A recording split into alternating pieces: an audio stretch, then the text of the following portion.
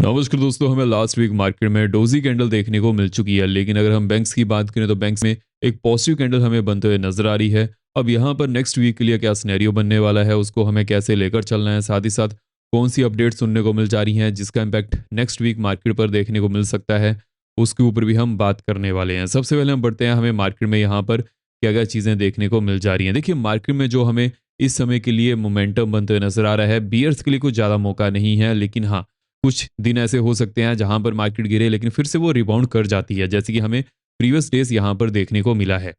And अगर हम overall scenario की भी बात करें कि मार्केट कैसे मूव करते हुए नजर आ रही है।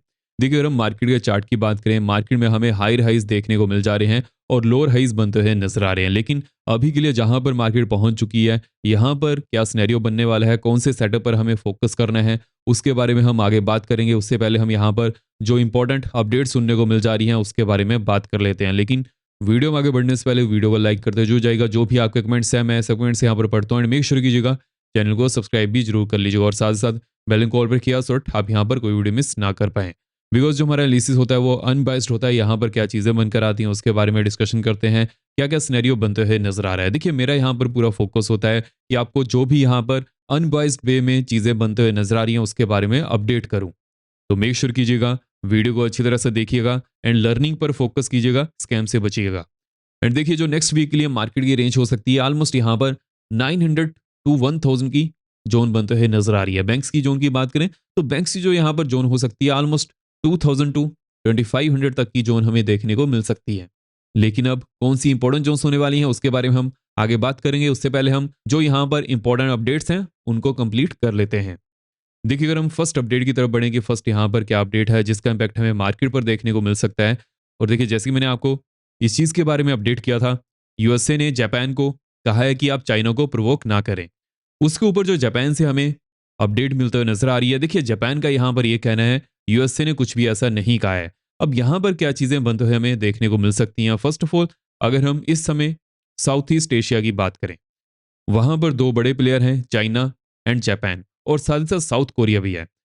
एंड अगर हम ताइवान की बात करें, देखिए ताइवान में इंडस्ट्रीज ज़्यादा हैं लेकिन वो पॉपुलेशन वाइज बड़ी कंट्री नहीं है और चाइना उनको अपना ही पार्ट मानता है, जो कि पहले था जब चाइना में किंग का रूल था। लेकिन अभी के लिए ये सिनेरियो है कि ताइवान अलग गवर्न करता है और चाइना अलग गवर्न करता है। लेकिन अभी के लिए जो हमें यहाँ पर चीज़ें देखने को मिल जा रही हैं, ये मार्केट पर जो स्पेशली एशियन मार्केट है उस पर इम्पैक्ट डाल सकती हैं। जैसे इसके बारे में कोई नई अपडेट आएगी वो तो चलिए हम डिस्कस करने वाले हैं। लेकिन अगर हम यहाँ पर नेक्स्ट अपडेट की तरफ बढ़े, अब देखिए, जो नेक्स्ट अपडेट है मार्केट के लिए बहुत ही ज़्यादा इंपॉर्टेंट होने वाली है। ट्रंप की तरफ से हमें यह सुनने को मिला है कि यूएसए में इनकम टैक्स को बहुत ज़्यादा कम किया जा सकता है या फिर कंप्लीटली कट यहाँ पर किया जाएगा। उसके ऊपर बहुत ज़्यादा बड़ा क्वेश्चन मार्क है। लेकिन ट्रंप ने कहा है कि बिकॉज ऑफ द टैरिफ जो इनकम टैक्स है उसको बहुत हद तक कम किया जा सकता है। अब देखना पड़ेगा यहाँ पर ट्रंप इस चीज़ के ऊपर खड़े उतरते हैं या नहीं। देखिए, ट्रंप के पास अभी के लिए 3 साल हैं ये चीज़ करने के लिए।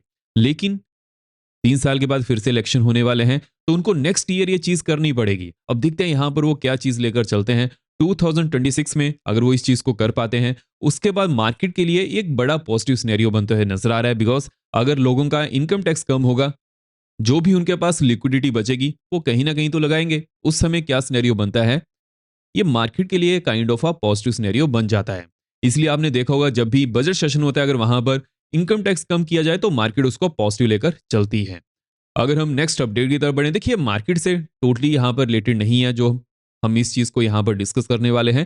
ट्रम्प ने रिसेंटली इस चीज के बारे में अपडेट किया था कि जो इंडियन वर्ड है वो अलाउड नहीं है, ओनली इंडियंस ही इसको यूज कर रहे हैं या फिर यूज कर सकते हैं।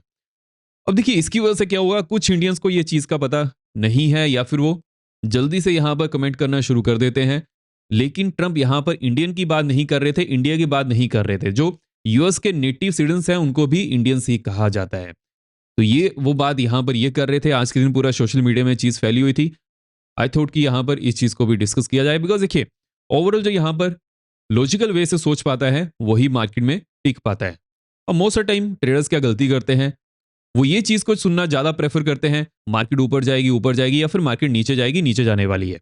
वो ऐसे एनालिस्ट को भी सुनना पसंद करते हैं जो आए दिन कहते हैं कि मार्केट ऊपर ही जाने वाली है या फिर मार्केट नीचे ही गिरने वाली है। बिकॉज कभी ना कभी तो मार्केट गिरेगी। अगर वो हर दिन यही कहेंगे कि मार्केट गिरने वाली है, आपको नेगेटिव न्यूज बताएंगे, तो कभी ना कभी जब भी मार्केट गिरेगी वो कहेंगे देखा हमने कहा था ना कि मार्केट गिरने वाली है। और ऐसे ही जो हर दिन कहता है कि मार्केट ऊपर जाने वाली है, उनके साथ भी सेम ही सिनेरियो बनता है। जैसे ही मार्केट ऊपर जाएगी वो कहेंगे देखा हमने कहा था ना कि मार्केट ऊपर जाने वाली है। देखिए मार्केट में पॉजिटिव और नेगेटिव न्यूज़ दोनों रहती हैं। हमें वो डिफाइन करना पड़ता है कि किसका इम्पैक्ट ज़्यादा पड़ सकता है। और यही चीज़ें मैं आपको यहाँ पर अपडेट करता हूँ, अच्छी तरह से समझाता हूँ कि कैसे मार्केट को लेकर चलना है, कैसे इन चीज़ों पर फोकस करके चलना है। अगर हम नेक्स्ट अपडेट की तरफ बढ़ें, देखिए नेक्स्ट अपडेट मार्केट के लिए इंपॉर्टेंट है, बिकॉज अगर हम जीडीपी डाटा की बात करें, जीडीपी इस बार 8.2% आई है, जबकि एक्सपेक्टेशन 7.4% की थी। देखिए मार्केट के लिए पॉजिटिव है, बट अगर हम ओवरऑल सिनेरियो की बात करें, क्या इतना बड़ा जीडीपी नंबर मार्केट को बहुत ज्यादा इंपैक्ट कर सकता है? जी नहीं। देखिए इसके पीछे का क्या इंपैक्ट है। जो भी जीडीपी डाटा आते हैं वो प्रीवियस क्वार्टर के आते हैं, लेकिन मार्केट हमेशा नेक्स्ट 6 मंथ में क्या होने वाला है उसके ऊपर ज्यादा फोकस करती है। ये जो यहाँ पर जीडीपी बढ़ी थी, मैंने आपको इस चीज के बारे में अपडेट किया था, बिकॉज चाइना और यूएसए की आपस में नहीं बन पा रही थी बिकॉज ऑफ द टैरिफ, जिसकी वजह से जो इंडियन इंडस्ट्रियलिस्ट हैं उन्होंने ज्यादा चीजों को एक्सपोर्ट किया है एज कंपेयर टू चाइना, जिसकी वजह से हमें नंबर यहां पर देखने को मिलते हुए नजर आ रहा है। अगर हम ओवरऑल पैरामीटर्स की बात करें, रुपी 90 के पास है। और अगर हम इन्फ्लेशन डाटा की बात करें, देखिए इन्फ्लेशन जो प्रीवियस डाटा आया था वहां पर बहुत ज्यादा कम हुई है। लेकिन देखिए इन्फ्लेशन कैसे काम करती है, मान लीजिए कि प्रीवियस मंथ कोई भी चीज थी 80 की थी, अब प्रीवियस मंथ से जब वो 80 थी, जब वो 100 हुई, वहां पर एकदम से इंक्रीमेंट देखने को मिला, इन्फ्लेशन बढ़ते हुए नजर आई। अगर वही चीज जो 100 की थी अगर वो 95 होती है, उस समय इन्फ्लेशन बढ़ेगी नहीं, वो नंबर में शो नहीं होएगी। इसी कारण कई बार क्या होता है कि इन्फ्लेशन बहुत ज्यादा कम आती है, बट दैट डजंट मीन कि वहां पर चीजें सस्ती हो चुकी हैं। हाँ, प्रीवियस मंथ से प्रीवियस क्वार्टर से चीजें सस्ती हो चुकी हैं, लेकिन ओवरऑल ऐसा नहीं होता है कि बिल्कुल ही सस्ती हो जाती हैं। तो ये चीजें जो रहती हैं आपको बहुत अच्छी तरह से समझनी पड़ती हैं, बिकॉज मार्केट में वही टिक पाएगा जो अच्छी तरह से चीजों को समझ पाएगा। एनालिस्ट का काम क्या होता है, आपको कुछ भी पॉजिटिव ही बोलते जाना या फिर नेगेटिव ही बोलते जाना। लेकिन मैं एक ट्रेडर हूं, मुझे पता है कि कैसे चीजों को यहाँ पर अच्छी तरह से एनालाइज करना पड़ता है, जिसकी वजह से मार्केट थोड़ी आसान हो पाए। मार्केट देखिए किसी के लिए आसान नहीं होती है, लेकिन जितना आप अच्छी तरह से चीजों को समझ पाएंगे, लर्निंग पर फोकस करेंगे, उतना ही चीजें समझ आना शुरू हो जाती हैं। अगर हम यहाँ पर रुपी की बात करें, जैसे कि रुपी 90 के पास है, अब देखिए जितना रुपी यहाँ पर वीक होता है उस समय क्या सिनेरियो बनता है। कोई भी अगर चीज को डॉलर में खरीदेगा उसको वो महंगी पड़ने वाली है, लेकिन अगर कोई भी चीज रुपी में खरीदेगा उसको डॉलर में कन्वर्ट करेगा, उस समय उसको फायदा हो जाता है। जैसे कि अगर हम यहाँ पर एग्जांपल लेकर चलें, अगर मान लीजिए कोई भी फॉरेन की कंपनी है जो इंडिया से किसी चीज को इंपोर्ट करना चाहती है, उस समय वो डॉलर को रुपी में कन्वर्ट करेगी, उसको रुपी में ज्यादा चीजें मिलेंगी, बिकॉज अगर रुपी यहाँ पर यूएस टर्म में वीक हो रहा है तो उस समय प्रोडक्ट के प्राइसेस एकदम से नहीं बढ़ते हैं। तो उसकी वजह से क्या सिनेरियो बनता है कि यहाँ पर जो एक्सपोर्ट है वो बढ़ जाता है। लेकिन अभी के लिए एक्सपोर्ट का फायदा फिर भी कंपनीज को क्यों नहीं मिल पा रहा है? Because of the tariff hike.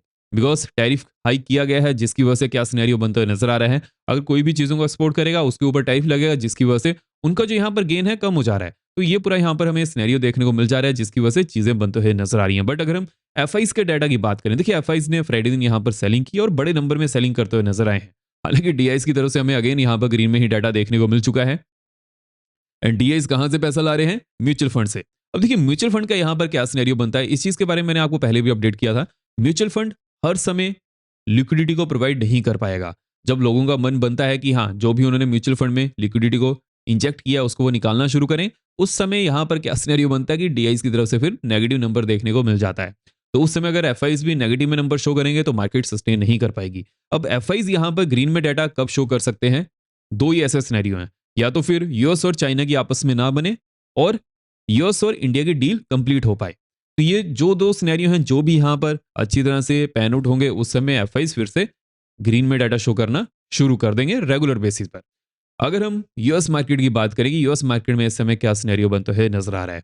देखिए फेड चेयरमैन जेरेमी पोवेल की स्पीच है दिसंबर 1 को, जो कि मंडे है, तो वहां पर क्या सिनेरियो हमें देखने को मिल जाएगा। अगर फेड चेयरमैन पोवेल की तरफ से हमें कुछ भी ऐसा सुनने को मिलता है, मान लीजिए कि फेड चेयरमैन पोवेल यहाँ पर डबिश होते हैं या फिर वो ऐसी चीज कहते हैं कि हाँ जो भी मार्केट में है अच्छी तरह से चलते हुए नजर आ रहा है, उस समय तो यूएस मार्केट को सपोर्ट देखने को मिल सकती है। लेकिन अगर पोवेल की तरफ से कुछ भी नेगेटिव बयान आता है, उस समय मार्केट उसको ज्यादा नेगेटिव लेकर चल सकती है, because all time hyper market है, तो वहां पर यही सिनेरियो बनता है।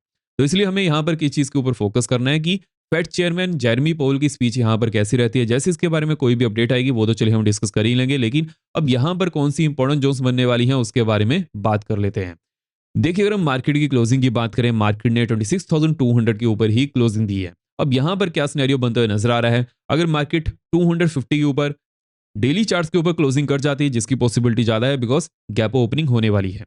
अगर ऐसा सिनेरियो बनता है कि मार्केट 250 के ऊपर ही डेली चार्ट्स के ऊपर क्लोजिंग करती है, उसके बाद मार्केट अगेन जो यहाँ पर 300 की जोन है इसको टेस्ट करने आ सकती है। एंड जैसे ही अगर मार्केट 300 की जोन को तोड़ेगी, उसके बाद मार्केट अगेन यहाँ पर जो नेक्स्ट जोन बनाते हुए नजर आ रही है फॉर द पोजिशनल बेसिस 545 की देखने को मिल सकती है एंड 770 की बनते हुए नजर आ रही है। हालांकि 770 से लेकर 800 की जोन में एक अच्छी खासी रेजिस्टेंस जोन प्रेजेंट है। जब भी मार्केट इस जोन के आसपास आएगी उस समय यहाँ पर रेजिस्टेंस फेस कर सकती है।